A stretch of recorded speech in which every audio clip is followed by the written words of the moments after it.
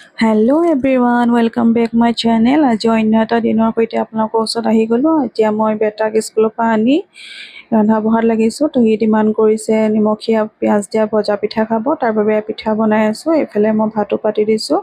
যিহেতু 11:30 মানে বাজিলে, ভাতৰ যোগাৰো কৰিব হ'ল। পিঠাকেইটা হৈ গ'ল ৰেডি, মোৰ তাক খাবলৈ দিলোঁ। এতিয়া মই কেৰাহীত তেল দি পিঁয়াজ দি দিছোঁ। ইয়াতে মই জোখমতে নিমখ দি দিম, হালধি পাউডাৰ অকণো দিম, জিৰা পাউডাৰ অকণমানো দিম, যিহেতু ভাজি বনাম।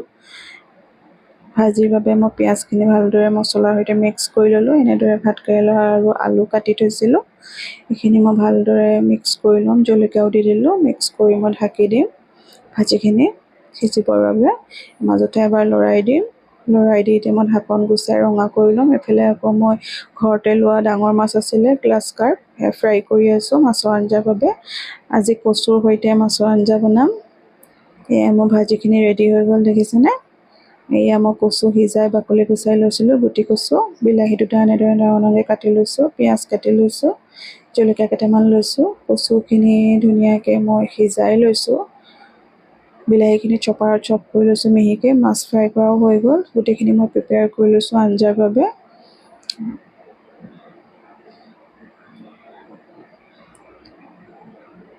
পিঁয়াজ জলকীয়াখিনি ধুনীয়াকৈ কাটি ল'লোঁ।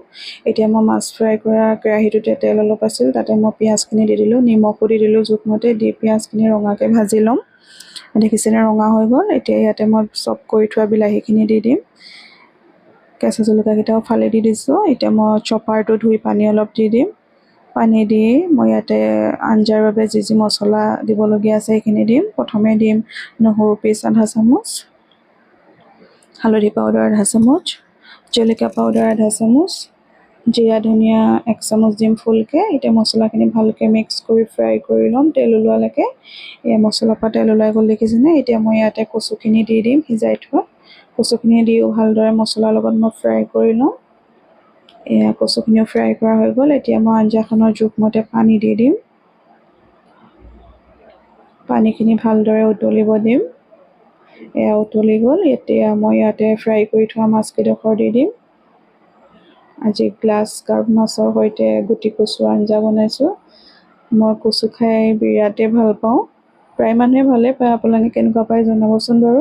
মোৰ এলাৰ্জি আছে, তথাপিও মই খাব পাৰোঁ কচু। এয়া দেখিছেনে, কালাৰটো ইমান ধুনীয়া হৈছে আঞ্জাখনৰ। খাবলৈও বহুত টেষ্টি হয়। কচুকেইটা বৰ ধুনীয়া সিজি গৈছে ধুনীয়াকৈ।